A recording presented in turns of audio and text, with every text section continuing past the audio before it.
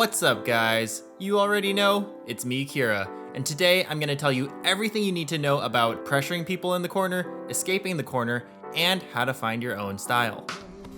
Oh, I get it. Whoa, that's clever. Oh my god, that's so clever.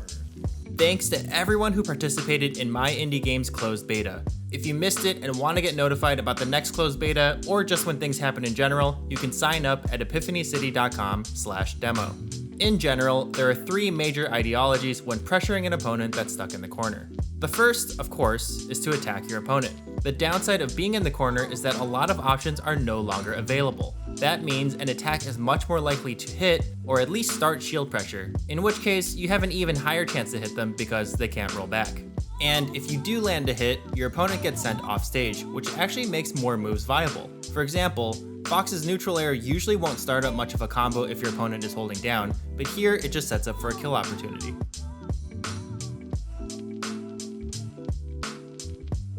The second ideology is to wall off your opponent.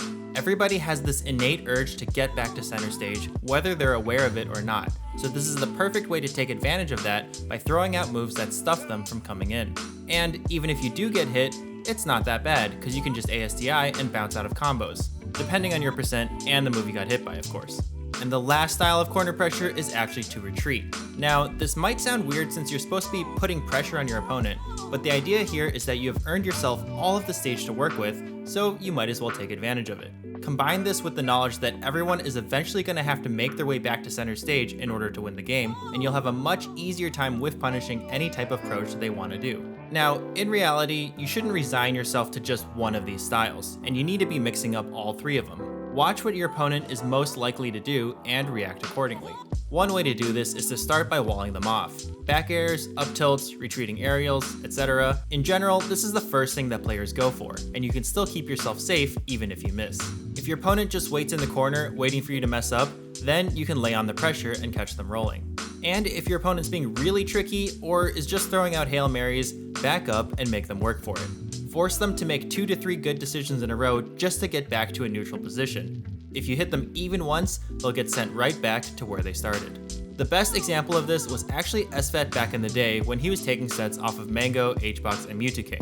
In fact, all of his fundamentals are pretty insane, but most of Twitch chat can't see subtle strategy, so it just never really stands out. Once you get to a super advanced level, you can start to threaten one style and then do the counter to that counter. Make it look like you're retreating and letting them in, and then throw out an attack right when they want to move forward. Or hold your back to them to threaten a walling move and get them to stay in place, and then just go after them. And of course the classic is to run up and threaten an attack so that when they roll or jump out of the way, you get a free punish. This will make them even more scared the next time, and they'll either sit in shield forever or keep spamming panic options just hoping they can get out.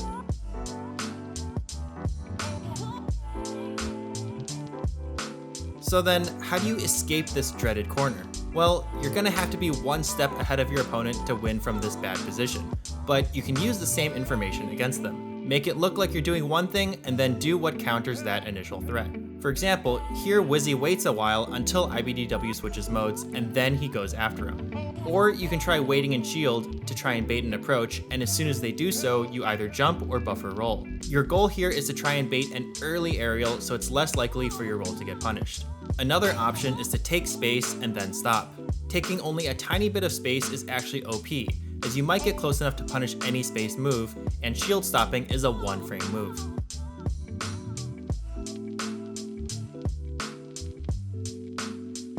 And lastly, you can just not shield in the corner. Johnny doesn't even bother shielding in the corner this time. This might feel really scary at first, but it actually works a lot. Opponents often throw out moves that barely miss you, and you can run in and punish afterwards. Sorry for the late video this week. I just got done moving all of our family stuff down. So basically, I'm just Johning in real life. No Johns.